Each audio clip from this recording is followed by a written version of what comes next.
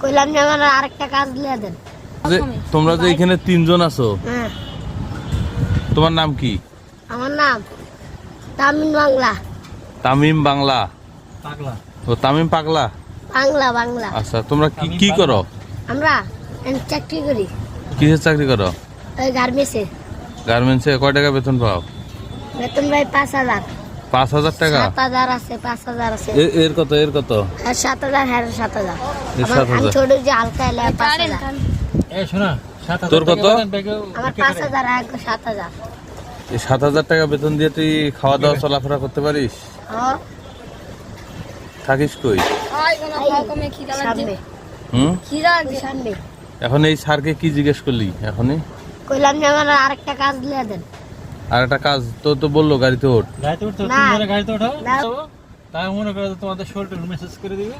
তারপর মনে করে যে সারা জীবন যতদিন মনে থাকবে যে এই একটা কাজ দিয়ে দেন।